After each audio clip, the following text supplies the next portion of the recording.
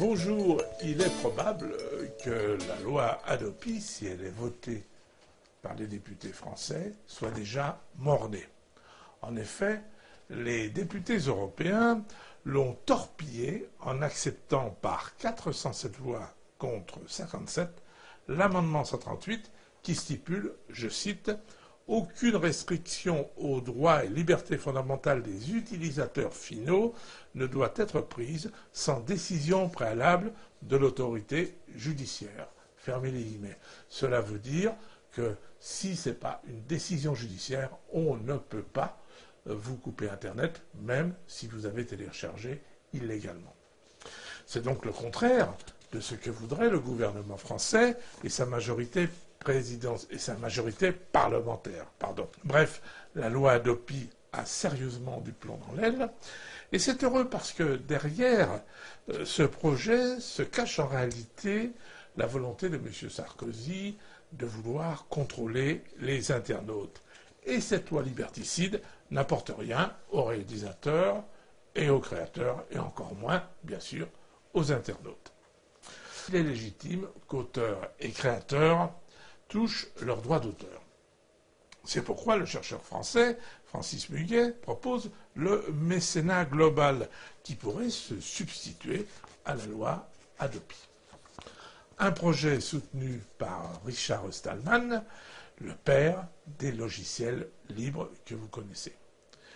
Que va apporter ce mécénat global s'il est mis en place aux créateurs, aux auteurs et aux internautes? C'est la question que je pose maintenant à Francis Muguet. Ça va leur apporter un système de financement basé sur l'appréciation des internautes. Donc au lieu qu'il n'y ait pas de système de financement du tout, il y aura un système de financement.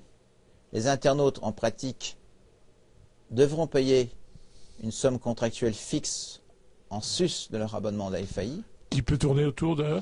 Alors ça, c'est très variable. Ça, a priori, je ne veux pas donner de chiffres, peut-être 10 euros, peut-être 5, peut-être 30, j'en sais rien. C'est à voir.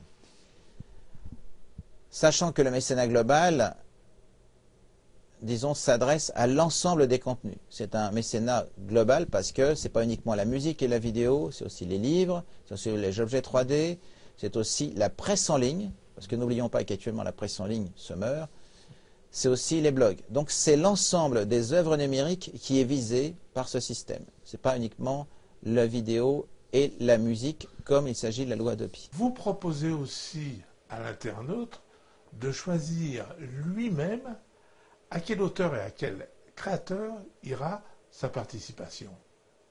Je donne par exemple 5% à tel film, 10% à tel article de tel blog parce que je l'ai trouvé très bien, très intéressant, 5% à tel article d'un journal électronique, 20% à un livre électronique que je viens de lire. Je ne change pas voilà. Tous les mois, là je fais ça au moins pour un an.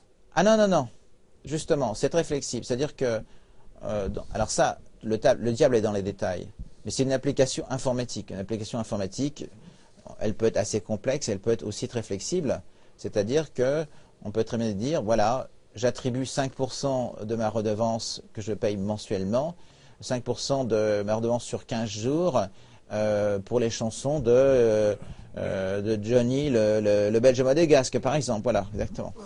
Tout cela ne paraît quand même pas très facile à gérer. Qui va collecter cet argent? Et comment sera-t-il réparti entre les ayants droit? Et ils collectent cet argent dans ces systèmes contractuels.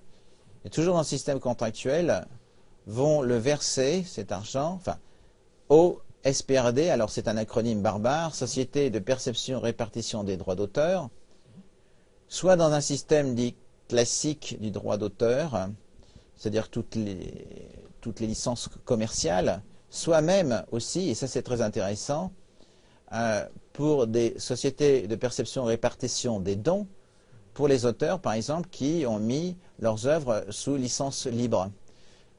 C'est un système non commercial. Donc, les auteurs libres qui le désirent, pas tous d'ailleurs, pourront recevoir aussi ce mécénat correspondant à leurs œuvres libres de droit. Et alors à ce moment-là, ce n'est pas une société, disons, de perception de droit, c'est une société de répartition de dons. Juridiquement, c'est différent, mais le mécanisme est relativement proche et toujours contractuel. Mais tout cela ne paraît-il pas bien compliqué pour les internautes, pour les fournisseurs d'accès, pour les auteurs et les créateurs, Francis Muguet? Le système actuel est déjà très compliqué. Les systèmes qu'on pose de la DEPI, celui du gaz répressive, c'est encore plus compliqué. Donc il faut essayer de faire simple. Ce système, juridiquement, tient la route parce qu'il est basé sur des dispositions d'ordre public dans des relations contractuelles. Ce qui veut dire que quand même on a une certaine flexibilité et d'autre part, on propose une phase d'expérimentation. Donc ce n'est pas du dogmatique, il faut bien voir ça. Je ne suis pas dogmatique, je suis pragmatique et tout scientifique sait que quand on a un domaine expérimental, parce que l'Internet c'est un domaine expérimental avec des internautes dont il est très difficile de prédire les comportements. Par conséquent, il faut passer par une phase expérimentale avant de déterminer, disons, des dispositions législatives.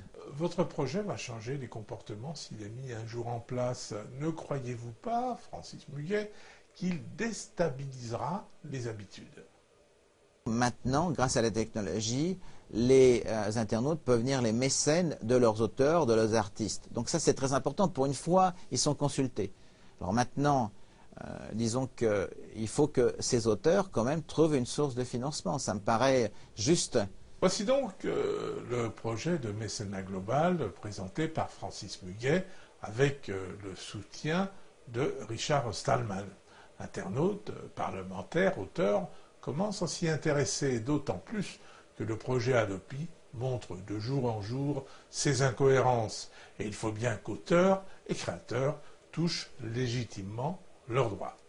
Et tôt ou tard, il faudra donc que ce problème soit réglé définitivement sans que personne ne soit grugé. Et il est nécessaire absolument que les libertés ne soient pas menacées.